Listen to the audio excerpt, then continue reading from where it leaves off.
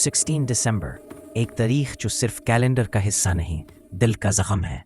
मगर इस दफ़ा मैं तुम्हें एक ऐसी कहानी सुनाऊंगा जो इस दिन को एक नए एंगल से दिखाएगी। ये एक सच्चा वाक़या है जो एक बुज़ुर्ग ने अपनी आंखों से देखा। 1971 का दिसंबर, सर्दी शिद्दत के साथ, लेकिन लोगों के दिलों में गम की आग लगी हुई थी। ढाका की एक छोटी सी मस्जिद के इमाम मौलाना अब्दुल हक हर रोज़ की तरह फजर से पहले उठकर मस्जिद जा रहे थे। रास्ते में उन्होंने देखा एक छोटा सा बच्चा, सिर्फ 8-9 साल का, मस्जिद के दरवाजे पर बैठे रो रहा था। मौलाना ने पूछा, बेटा घर नहीं जाओगे? बच्चे ने आंसुओं भरी आवाज़ में कहा, घर तो है, लेकिन अब कोई नहीं जो दरवाज़ा खोले। वो बच्चा अपनी पूरी फैमिली गंवा चुका था। मौलाना ने उस बच्चे को मस्जिद में रखा, लोगों को बोला कि उसका ख्याल रखो, लेकिन उस रात बच्चा सोया नहीं।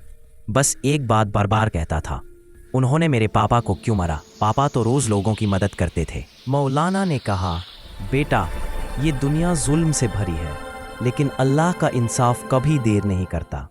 फिर वो कहता है, लेकिन मौलाना जी, अगर मैं बड़ा होके किसी की मदद करूं, क्या अल्लाह मुझे और मेरे पापा दोनों को खुश करेगा? टाइम गुजरता है, वो बच्चा बड़ा होता है, तालीम हासिल करता है, फिर मुल्क से बाहर जाता है।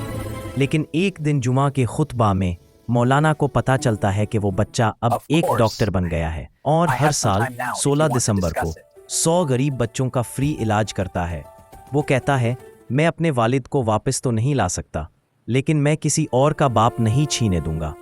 आखिरी सीन में मौलाना कहते हैं, जो तारीख कभी उसका गम बनकर आई थी, आज वही तारीख किसी के लिए रहमत बन गई। ज़ख्मे वक्त से नहीं, नेहियत से भरते हैं। 16 दिसंबर हमें नफ़रत नहीं, दर्द में से पैदा होने वाली रोशनी याद दिलाता है। इंसान जुल्म करता है, लेकिन अल्लाह इंसाफ करता है।